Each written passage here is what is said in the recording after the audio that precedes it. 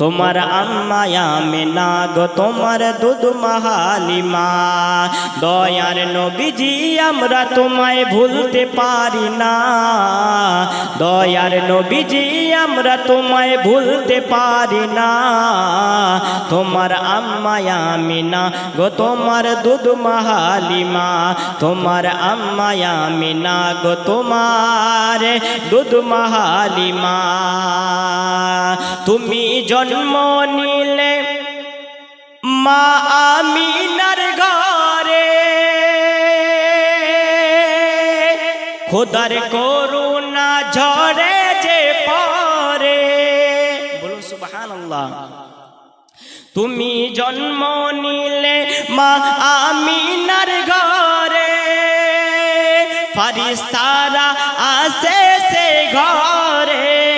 তুমি সিরাতে রসুল মারিফাতেরি বুলবুল, তুমি সিরাতে রসুল মারিফাতেরি বুলবুল। তোমার দুয়া কবুল করতে খোদা দেরি করে না। তোমার আম্মা আমিনা গো তোমার দুধ মা হালিমা। দয়ার নবীজি আমরা তোমায় ভুলতে পারি না, তোমার আম্মা আমিনা গো তোমার দুধ মা হালিমা। তোমার আম্মা আমিনা গো তোমার দুধ মা হালিমা। তারপরে কবি বল, ব্রাদার মুআজ্জাজ সামনে কেরাম বাবাজি বন্ধুগণ, জিবরাইল আলাইহিস সালামকে বিশ্ব নবী সাল্লাল্লাহু আলাইহি ওয়াসাল্লাম ডেকে বললেন, ও জিবরাইল বলো বলো বলো তোমার বয়স কত?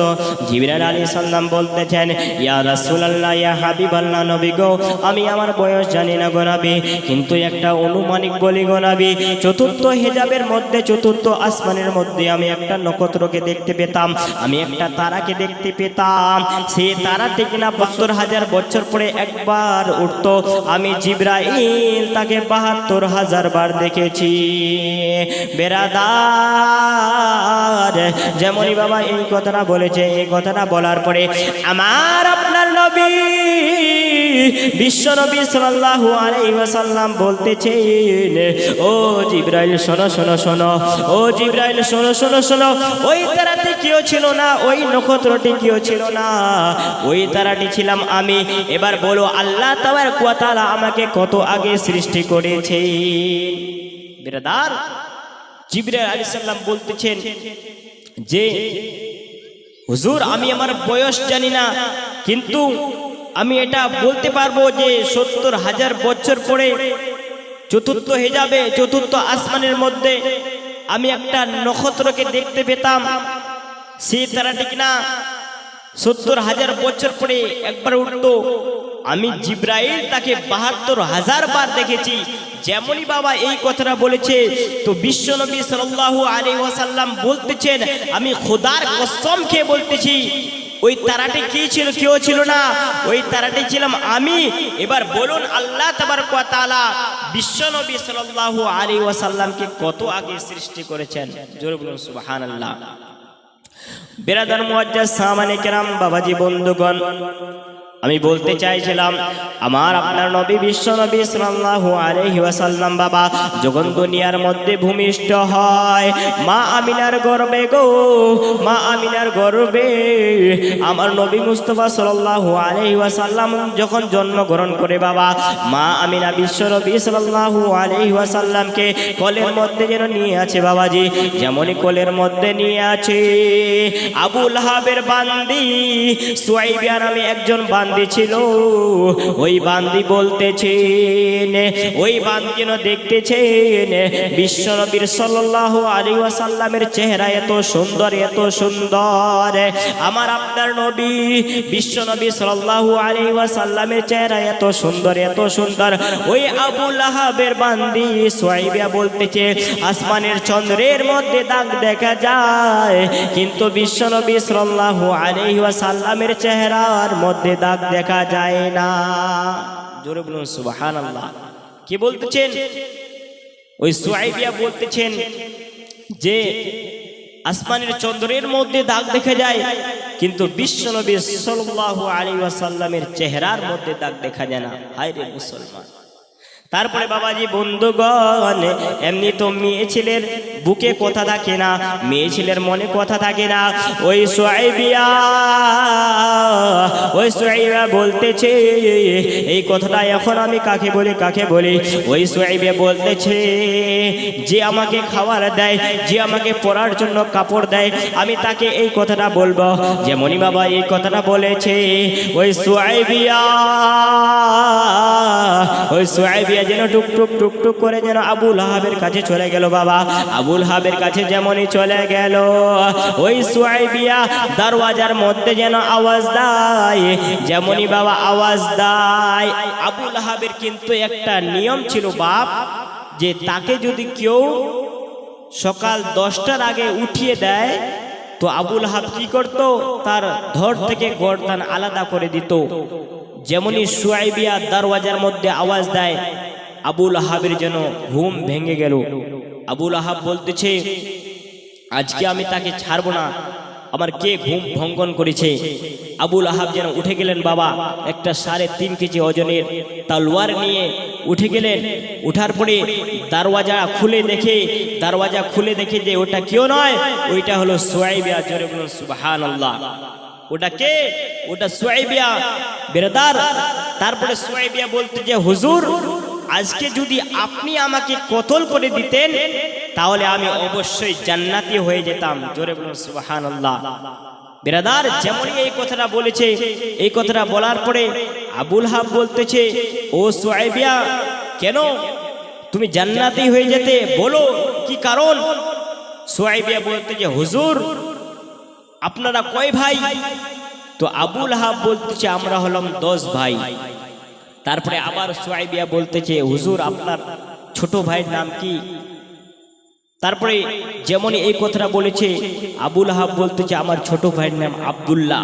যেমনই বাবা এই কথাটা বলেছে, এই কথাটা বলার পরে সুয়াইবিয়া বলতেছে, হুজুর, ওই আব্দুল্লাহর সন্তান, অর্থাৎ আপনার ভাতিজা হয়েছে। জোরে বলুন সুবহানাল্লাহ। যেমনই বাবা এই কথাটা বলেছে, এই কথাটা বলার পরে যেন ওই আবু লাহাব সুয়াইবিয়াকে যেন এই শাহাদাত আঙ্গুল দ্বারা বলতেছে, ও আমার বান্দি সুয়াইবিয়া, শোনো, আজ থেকে আমি আবু লাহাব তোমাকে আজাদ করে দিলাম।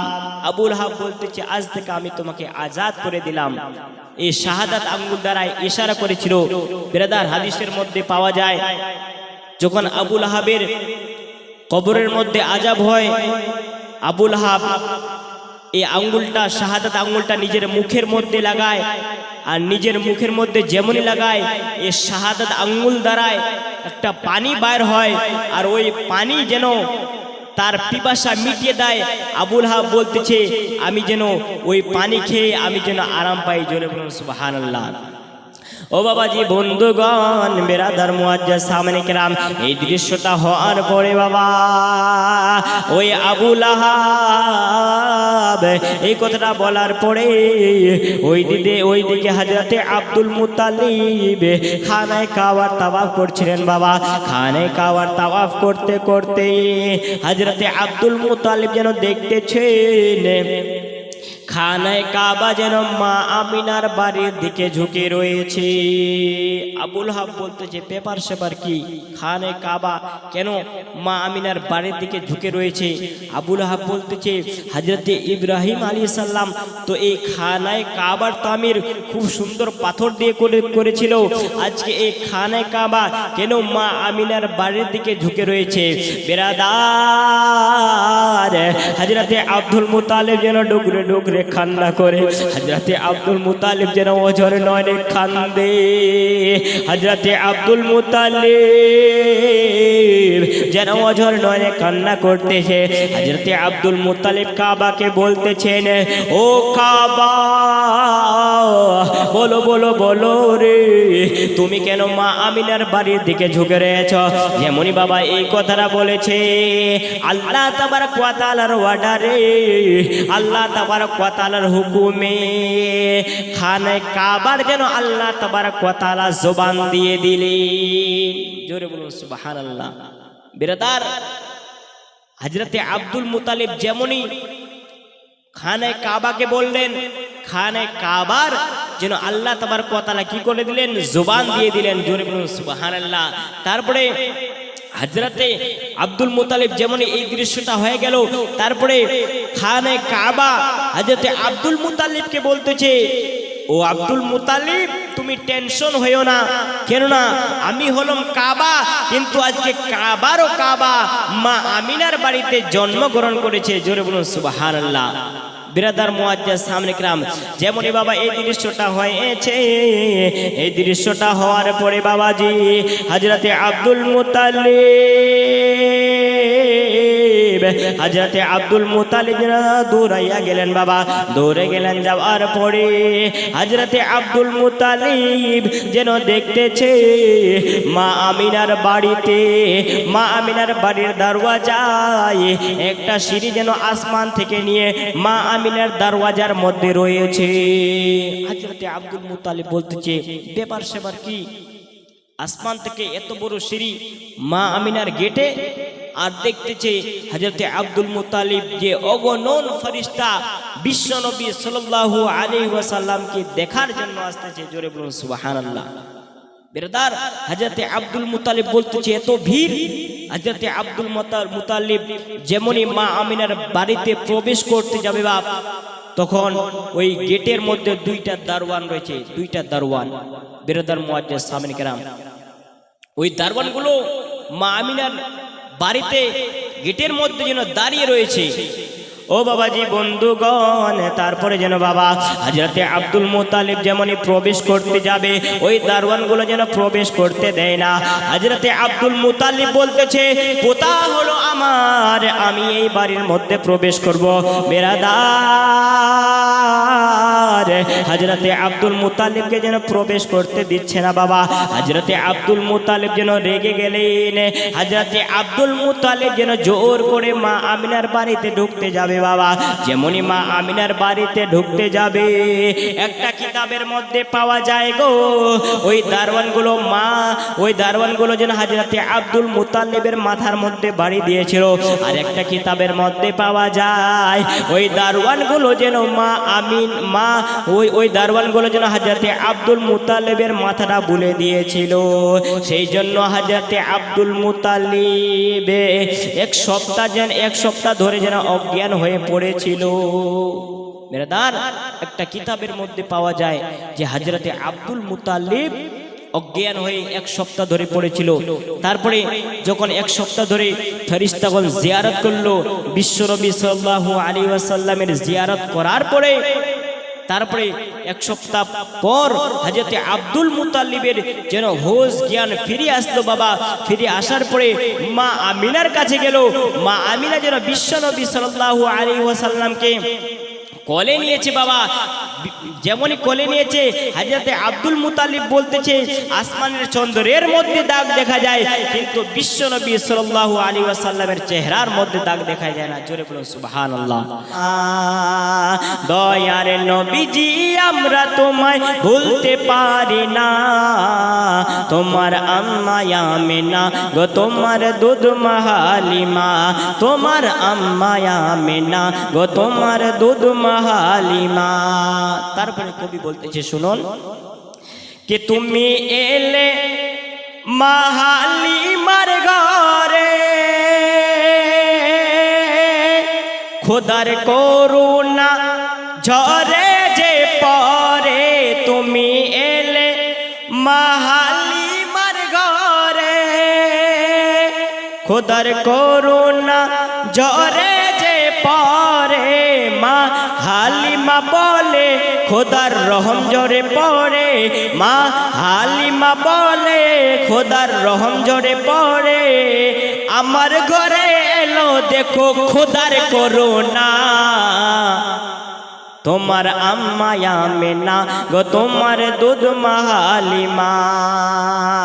দয়ার নবীজি আমরা তোমায় ভুলতে পারি না, তোমার আম্মা আমেনা গো তোমার দুধ হালিমা। তোমার আম্মা আমেনা গো তোমার দুধ হালিমা। বেরাদার যেমনই বাবা হযরতে আব্দুল মুতালিব বলতেছে, ও আমেনা, ও বেটি আমেনা, আসমানের চন্দ্রের মধ্যে দাগ দেখা যায় বেটি, কিন্তু তোমার ছেলের চেহারার মধ্যে দাগ দেখা যায় না।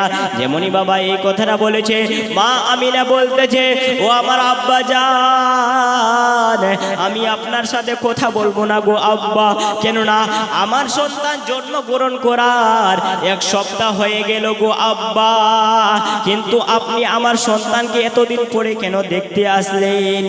যেমনই বাবা এই কথাটা বলেছে, হযরতে আব্দুল মুতালিব বলতেছে, ও বেটি আমেনা, শোনো শোনো শোনো রে বেটি, আমি এই জন্য আসতে পারিনি, ওই দারওয়ানগুলো আমার মাথা বুলিয়ে দিয়েছিল, সেই জন্য আমি অজ্ঞান হয়ে পড়ে গিয়েছিলাম।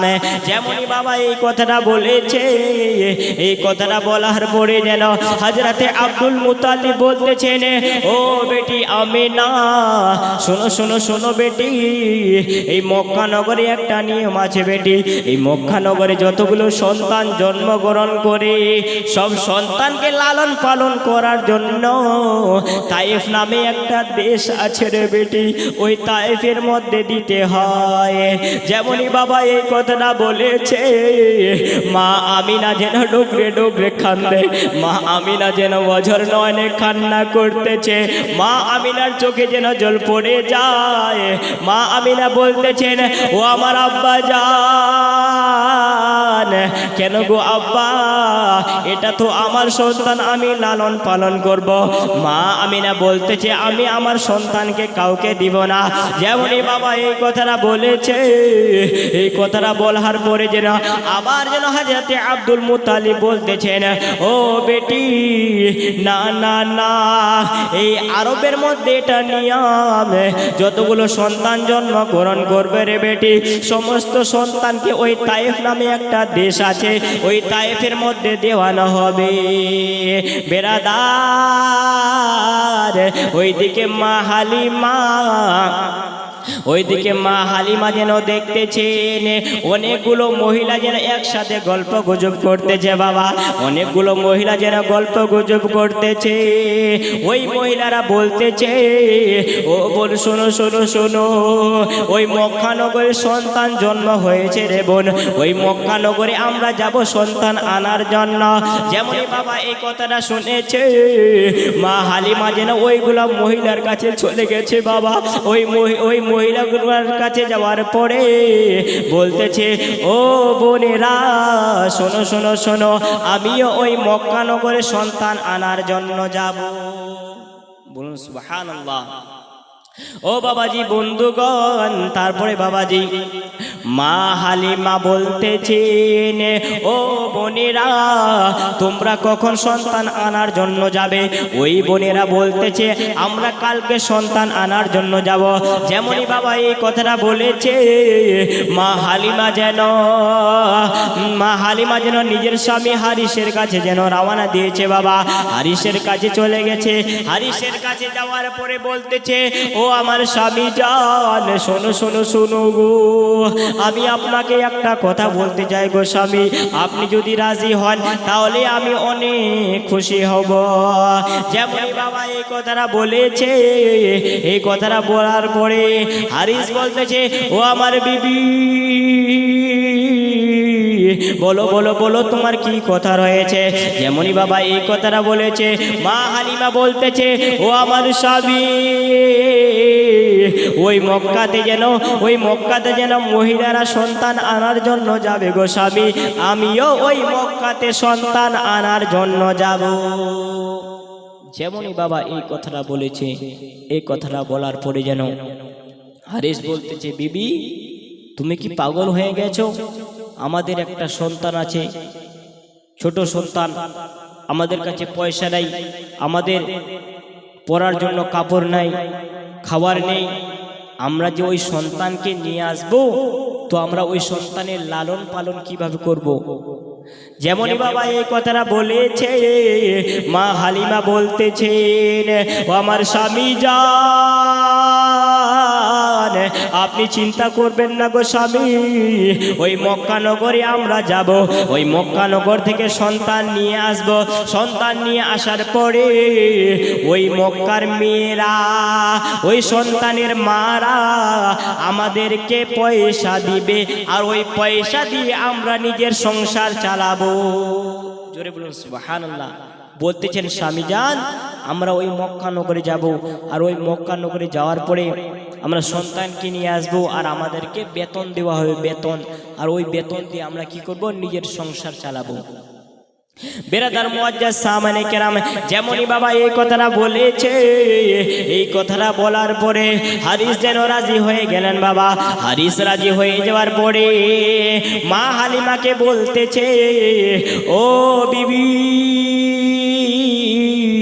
এটা তো বুঝতে পারলাম যে আমাদেরকে বেতন দেবে, আর ওই বেতন দিয়ে আমরা নিজের সংসার চালাবো। এবার বলো, আমরা যে ওই মক্কা নগরে যাব, আমরা কিভাবে যাব? যেমনই বাবা এই কথাটা বলেছে, এই কথাটা বলার পরে মা হালিমা বলতেছেন, ও আমার স্বামী জান, আমরা যে ওই মক্কা নগরে যাব, আমাদের যে একটা উঠনি আছে, ওই উঠনিতে চড়ে আমরা ওই মক্কা নগরে যাব। যেমনই বাবা এই কথাটা বলেছে, এই কথাটা বলার পরে যেন হারিস বলতেছে, ও আমার বিবি, তুমি কি পাগল হয়ে গেছো নাকি? এই যে আমার উঠনি আছে, এই উঠনিতে নিজের জানকে চালাতে পারে না, আমরা কেমন করে ওই মক্কা নগরে যাব? হারিস বলতেছে, বিবি তুমি কি পাগল হয়ে গেছো? এই যে উটনিটা দেখতে পাচ্ছ, এ তো নিজে চলতে পারে না, একে নিয়ে আমরা কেমন করে যাব? বেরাদার, তারপরে মা হালিমা বলতেছেন, স্বামী জান, আমরা যখন যাব, আমরা হেঁটে হেঁটে যাব, আর আসার সময় আমরা ওই উটের পিঠে চড়ে আসবো। জোরে বলুন সুবহানাল্লাহ।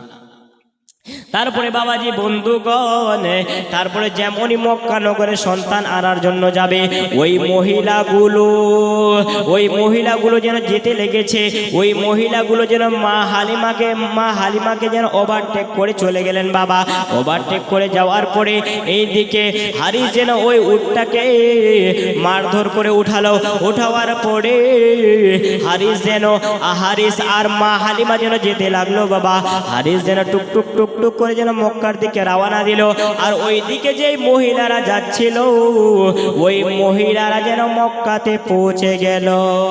ওই মহিলার বাপ মক্কাতে যেন পৌঁছে গেল।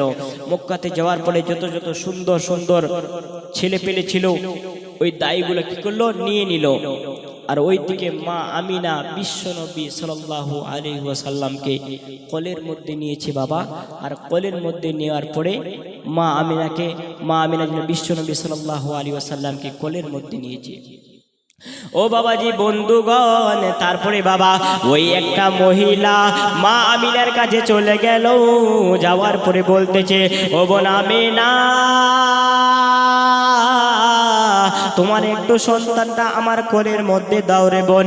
যেমনই বাবা এই কথাটা বলেছে, মা আমিনা যেন ওই সন্তানটা বিশ্বনবী সাল্লাল্লাহু আলাইহি ওয়াসাল্লামকে ওই মহিলার কোলের মধ্যে দিলেন। বাবা ওই মহিলার কোলের মধ্যে দেওয়ার পরে মা আমিনা বলতেছেন, ও বোন শোনো শোনো শোনো, আমি তো আমার সন্তানকে তোমার কোলের মধ্যে দিলাম রে বোন, কিন্তু একটা কথা জেনে নাও, এই সন্তানের কিন্তু বাবা জীবিত নাই।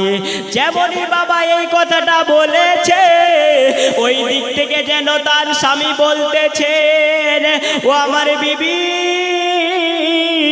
আমরা ওই এতিম সন্তানকে নিব না রে বিবি, তুমি ওই এতিম সন্তানকে ফিরিয়ে দাও। কে বলতেছেন? তার স্বামী বলতেছেন, আমরা ওই এতিম সন্তানকে নিব না, যার ছেলে এতিম আমরা তাকে নিব না, তুমি তাকে ফিরিয়ে দাও। যেমনই বাবা এই কথাটা বলেছে, মা আমিনা যেন ডুকরে ডুকরে কান্দে।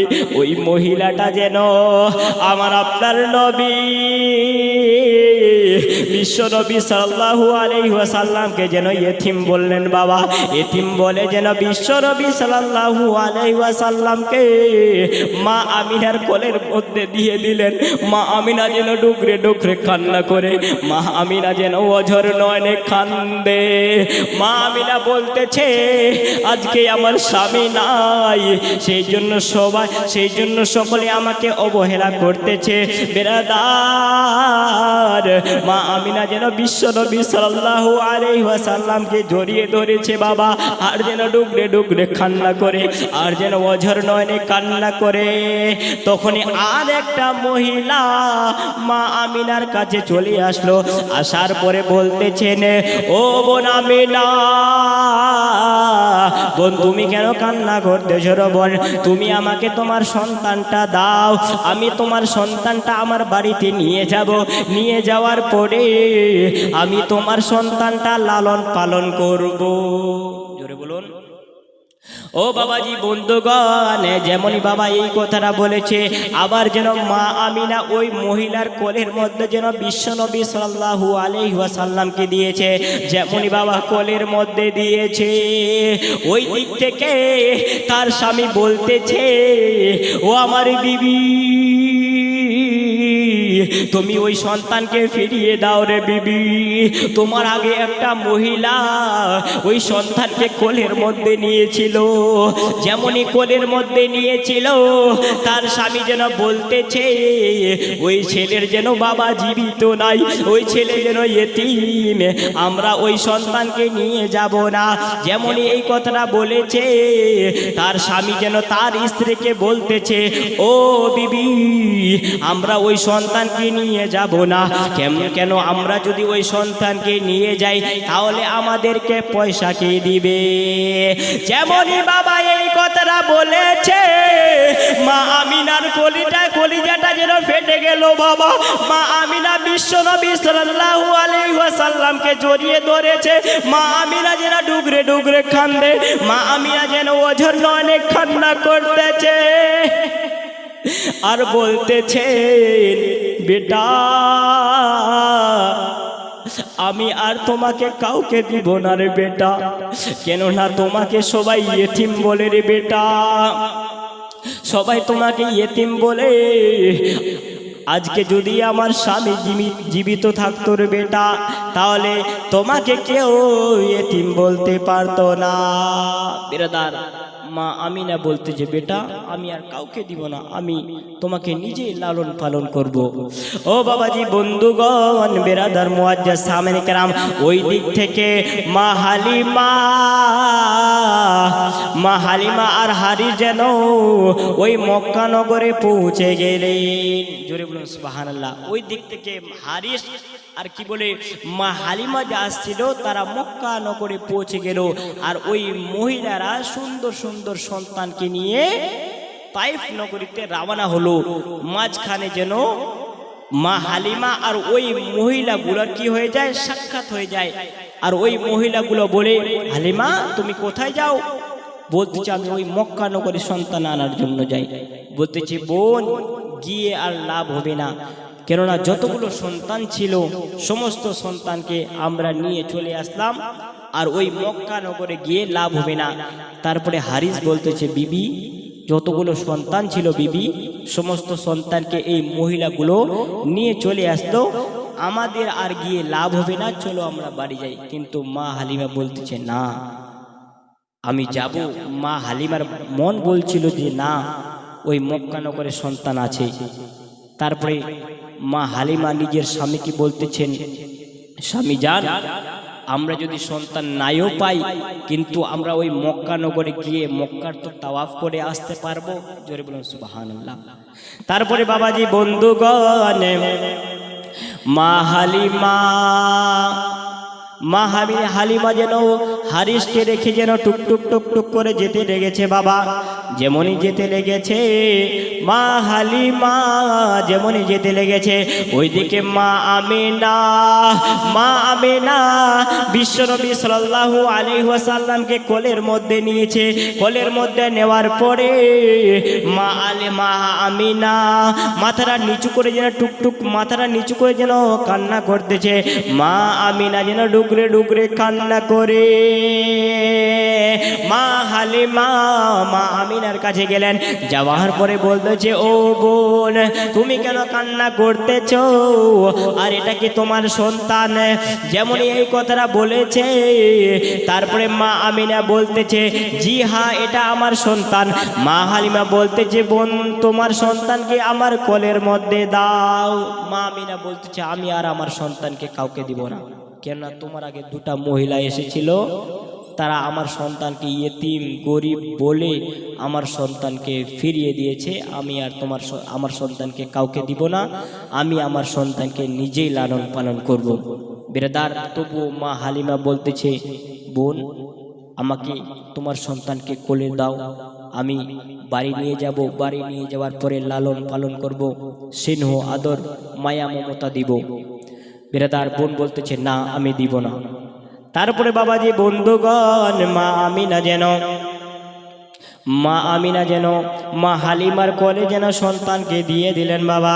দেওয়ার পরে গো মা হালিমা যেমনই সন্তানকে পেয়েছে বাবা, ওই দিক থেকে হারিস বলতেছেন, ও বিবি হালিমা তোমার আগে দুইজন মহিলা ওই ছেলেকে ঘুরিয়ে দিয়েছে রে বোন, ঘুরিয়ে দিয়েছে, তুমি ওই সন্তানকে নিও না। বেরাদার, যেমনই বাবা এই কথাটা বলেছে, আবার যেন মা আমিনা যেন ডুগরে ডুগরে কান্না করে, আবার যেন মা আমিনা অঝর নয়নে কান্না করতেছে, আর যেন বলতেছে, ও বোন হালিমা আমি জানি তুমিও এই সন্তানকে ঘুরিয়ে দিবে। মা হালিমা বলতেছে, না বোন না, আমি এই সন্তানকে ঘুরিয়ে দিব না, আমি এই সন্তানকে নিজের বাড়ি নিয়ে যাব। তারপরে মা হালিমা যেন বিশ্বনবী সাল্লাল্লাহু আলাইহি ওয়াসাল্লামকে নিজের দুধ পান করালেন। বেরাদার মুআজ্জাজ সামনে কিরাম, বিশ্বনবী সাল্লাল্লাহু আলাইহি ওয়াসাল্লাম একটা দুধ পান করলেন কিন্তু অপর দুধ পান করে না। বেরাদার, তো মা হালিমা তাজ্জব খেয়ে গেলেন আর বললেন, ব্যাপার সেপার কি, একটা দুধ পান করতেছে আর অপর দুধ পান করতেছে না? তো হাদিসের মধ্যে পাওয়া যায় ওই অপর স্থল যেন বিশ্বনবী সাল্লাল্লাহু আলাইহি ওয়াসাল্লাম নিজের ছোট ভাই মাসুদের জন্য রেখে দিয়েছিল। জোরে বলুন সুবহানাল্লাহ।